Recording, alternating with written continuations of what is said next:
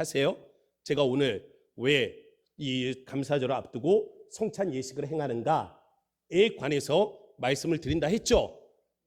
네, 그 말씀을 드리려고 하는 겁니다. 그냥 뭐 이 추수감사절이니까 성찬 예식해야지, 아니에요. 제 마음대로 하는 건 아닙니다. 이 원리가 있어요. 담겨진 원리가 있고 의미가 있기 때문에 우리가 이와 같이 하는 겁니다. 이 추수감사에 관해서는요, 성경에도 기록이 되어 있습니다. 성경에 나와 있는 절기가 있는데요, 수장절 아니면 초막절이라고 불리는 날이 바로 이 추수감사절이에요. 왜 수장절이라고 부르냐면 거둘 숫자예요. 그리고 장자가 저장할 장자입니다. 그러니까 곡식을 거두어서 저장을 하는 절기, 이게 뭐예요? 추수감사절기가 되는 겁니다. 그래서 이 추수감사절이 성경에도 있고, 지금 우리가 교회에서 다음 주면 무슨 절기라고요? 추수감사절이죠. 그런데 이 다음 주가 추수감사절인데 날짜를 보면 성경의 추수감사절하고 우리 교회가 지키는 추수감사절하고 날짜가 좀 다릅니다. 그래서 막 궁금하신 분들이 많을 거예요. 어떤 교회는 뭐 11월 첫 주에 했다는데, 어디 교회 보니까 10월 말에 했다는데, 아니 우리 교회는 왜 11월 셋째 주지? 아니 뭐 이 추수감사절을 11월 셋째 주에 있다가 첫째 주에도 있고 막 이런 건가 헷갈리실 수도 있어요. 그런데 이 장로교회가 이 추수감사절을 지키는 이 그 주간은 11월 셋째 주, 요게 이렇게 딱 고정이 돼 있어요. 왜 날짜가 다른가? 그거는 다음 주에. 오늘은요 포커스가 거기가 아니에요. 오늘의 포커스는 왜 추수감사절을 앞두고 우리가 성찬식을 하는가, 여기에 포커스를 맞춰서 말씀을 드리려고 하는 겁니다. 구약 성경은 이스라엘 달력으로 7월 15일, 이때가 추수감사절입니다. 그럼 이스라엘 달력이 언제가 1월인지 여러분 아세요? 아세요? 알아요? 나도 몰라요. 저도 몰라요. 그런데 하나 알 수 있는 게 있어요. 1월 14일이 어떤 달이냐면 6월절이에요. 근데 우리에게도 이와 비슷한 절기가 있어요. 언제냐면 고난주간, 부활주일, 이때가 바로 이 6월절과 묶여 있습니다. 그럼 다시 말하면 이때가 1월 14일이면 우리 고난주간, 부활절이 언제 있어요? 3월 아니면 4월 초에 있잖아요. 이때가 언제라는 거예요? 1월 14일이라는 거예요. 그러면 성경대로 따져서 7월 15일이 언젠가 이렇게 저렇게 따져보면 대충 뭐 10월 초나 뭐 이쯤, 이 9월 말쯤, 뭐 요 언저리가 되는 겁니다. 언제하고 비슷하냐면 우리 추석 절기하고 비슷해요. 보면은 맞물려 가게 되어 있습니다. 그런데 이 7월 15일 추수감사절을 앞두고 7월 10일에 있는 절기가 있습니다. 7월 15일이 추수감사라 그랬죠? 근데 7월 10일에 있는 절기가 있어요. 이게 뭐냐면 욤 키프루라고 불리는 대속죄일이에요. 우리의 모든 죄를 대속하는 이 대속죄일이 7월 10일에 있습니다. 유다에 보면 이 하르몬 다르라고 불리는 산이 있어요. 예루살렘으로부터 동쪽으로 12km 떨어진 곳에 보면 유대 광야가 있거든요. 여기에 있는 산의 이름이 아세산, 하르몬 다르라고 부르는 바로 이 아세산입니다. 7월 10일 대속죄일이 되면은 대제사장이 자기가 죄가 있잖아요. 자기 죄를 위해서 숫송아지를 잡습니다. 그래서 자기의 죄를 대속을 하는 거예요. 그 다음 백성들의 죄가 있잖아요. 이 백성들의 죄를 사하기 위해서 두 마리의 숫 염소를 잡게 돼 있어요. 이 두 마리의 숫 염소를 잡게 돼 있는데 그 중에 하나는 이 제사장이 피를 받아서 성전에 들어가 피를 뿌리고, 또 한 마리는 제비를 뽑아서 이 아셀산으로 보내게 되는 겁니다. 그럼 예루살렘에서 12km 떨어진 먼 광야로 제사장이 이 염소를 끌고 가는 거예요. 그리고 이 제사장이 그 염소를 이 아셀산에 이르게 되면 그 아셀산 절벽에서 이 염소를 굴려버립니다. 그럼 염소가 절벽에서 떨어지겠죠. 절벽에서 떨어지면서 어떻게 되겠어요? 머리에 돌이 부딪히면서 머리가 깨지고 몸은 그 절벽에서 떨어지면서 갈기갈기 찢어지고 하는 이 모습이 나타나게 되는 겁니다. 그렇게 해서 죽임을 당한단 말이에요. 매년 광야에서는 이 일들이 반복이 되었어요. 저는 늘 생각을 했습니다. 예수님의 십자가를 생각하면서 빌라도가 궁금했어요. 아니 빌라도 그럼 왜 그랬을까? 아니 왜 예수님을 십자가에 못 박으라 바로 내어주지 않고 그를 채찍으로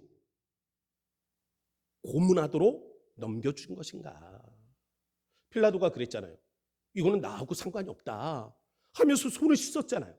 그럼 손을 씻었으면 나하고 상관없다고 생각했으면 그냥 십자가에 못 박아 죽이도록 넘겨주면 되는데 그를 채찍질하라고 넘겨줍니다. 그래서 로마의 군사들이 예수님을 데리고 어디로 가요? 브라이도리온이라고 불리는 광장으로 가요. 그리고 그곳에서 모진 채찍질을 가하는 거예요. 이 채찍에 보면 끝에 촉이 달렸어요.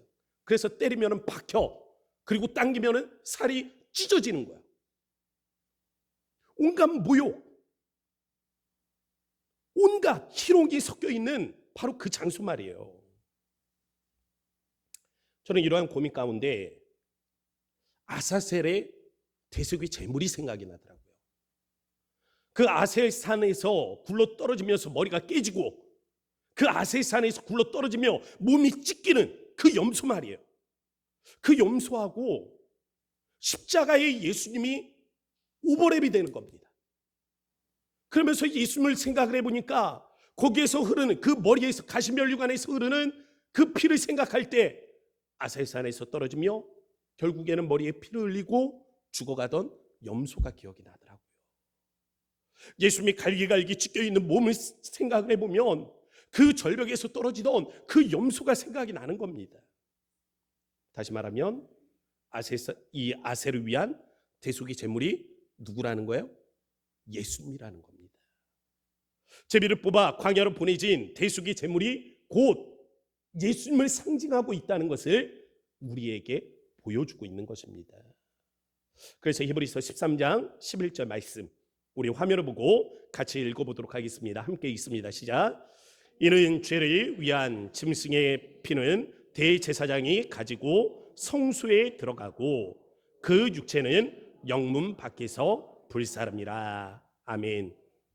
여기에 보면 대제사장이 두 가지를 하죠. 피는 가지고 그 피를 가지고 성소로 들어간다 그랬어요. 그런데 또 하나는 영문 밖에서 불사릅니다 라고 말하고 있습니다.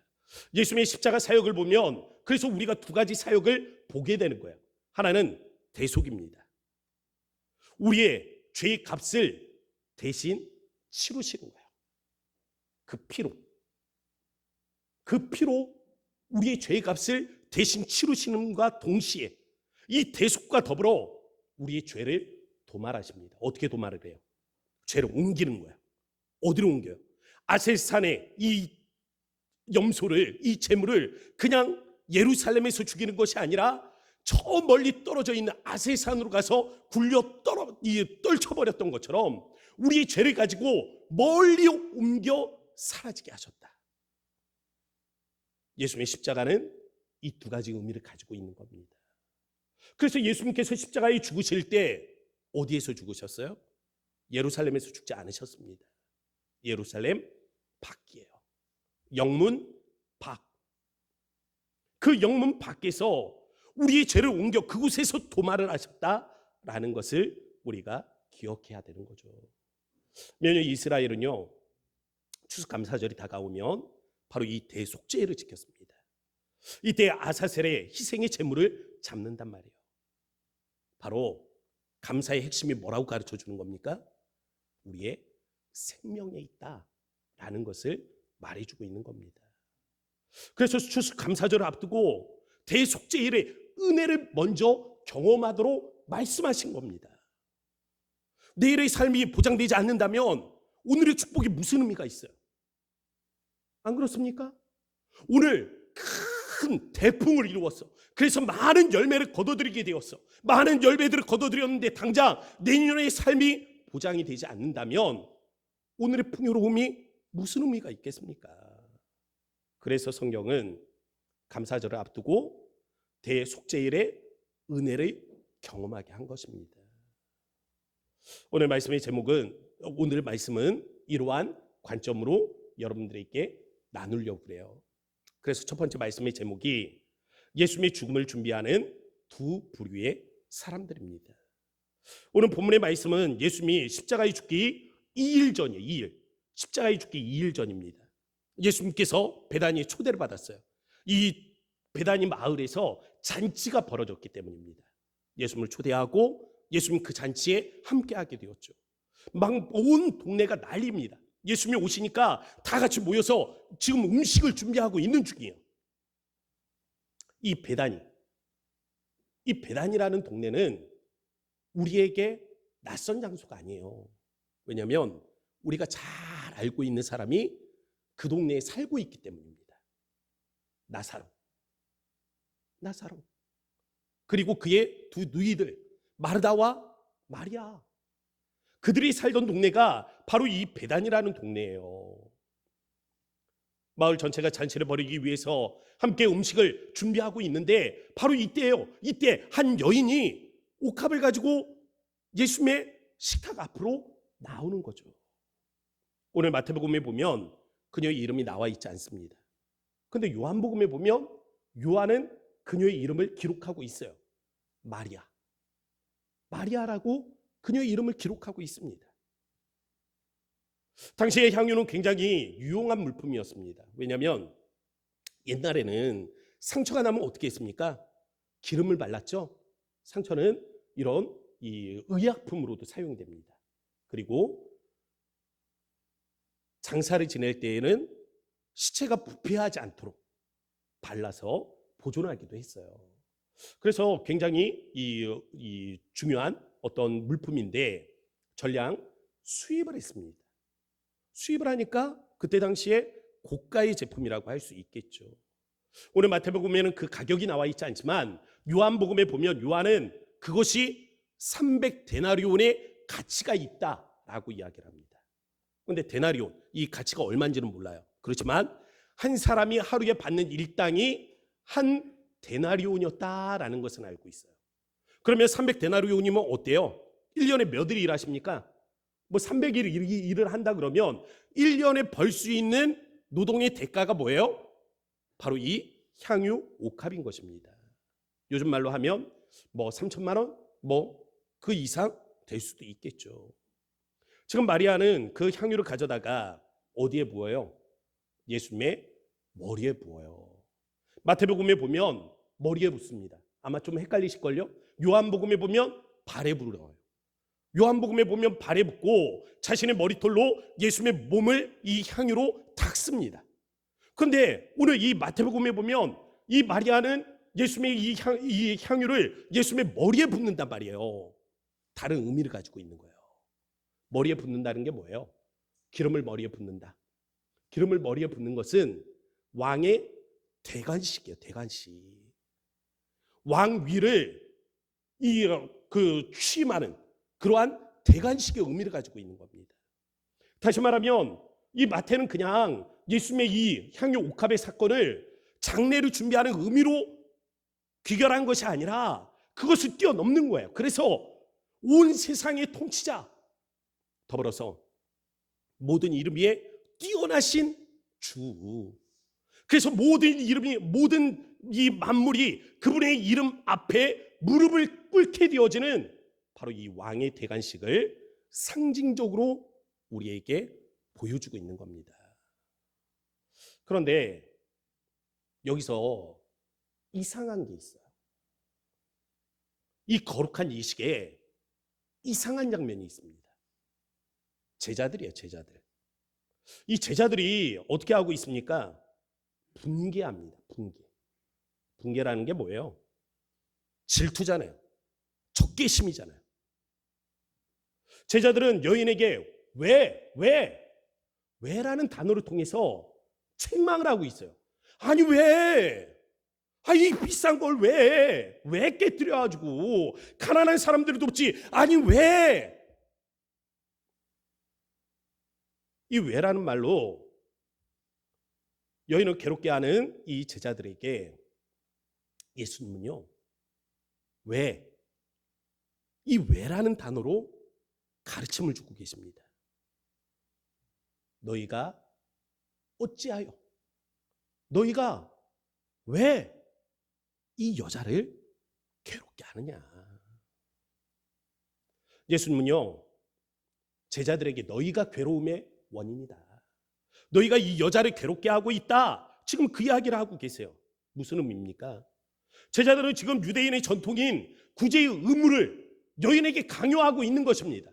아니, 하나님은 어려운 사람을 구제하라 그랬는데 너 이걸 왜 깨뜨린 거야? 이걸 가지고 어려운 사람을 도와야지. 이 율법의 잣대를 통해서 여인은 판단하고 있잖아요. 그러면서 분을 표출하고 있는 겁니다. 여인이 행한 일이 뭐예요? 예수님을 위해서 선한 일을 한 겁니다. 그런데 제자들이 하는 말은 뭐예요? 또 다른 선을 명분으로 해서 여인의 그 행동을 질책을 하고 있는 거예요. 여러분 기억하세요? 대제사장 가야바. 이 가야바가요, 예수님을 죽일 때 이 예수님의 죽음이 온 유대인을 위해서 좋다라고 말합니다. 저는 이게 가야바가 갑자기 헷가닥해서 야, 예수님의 복음을 깨달았나? 이렇게 생각을 했거든요. 근데 그게 아니에요. 한번 읽어보세요. 요한복음 11장 50절 말씀, 우리 화면을 보고 같이 읽어보겠습니다. 시작. 한 사람이 백성을 위하여 죽어서 온 민족이 망하지 않게 되는 것이 너희에게 유익한 줄을 생각하지 아니하는도다 하였으니. 이게 가야바의 말입니다. 가야바. 이 가야바의 말인데, 이 말의 뜻이 뭐냐면, 많은 사람들이 누구를 쫓고 있습니까? 예수님을 쫓고 있어요. 이 많은 사람들이 바라는 게 뭐예요? 혁명이에요. 혁명. 예수님을 통해서 이 나라가 독립을 하는 겁니다. 그런데 가야바가 생각하는 거죠. 야, 이러다 진짜 혁명이라도 일어난다면 로마는 어떻게 하겠어요? 군대를 보내겠죠. 로마가 군대를 보내면 예루살렘은 함락이 되겠죠. 예루살렘이 함락이 되면 그 다음 끝이에요? 아니요. 대학살이 이루어집니다. 많은 사람들이 죽게 될 거예요. 그래서 가야바가 생각을 하는 거예요.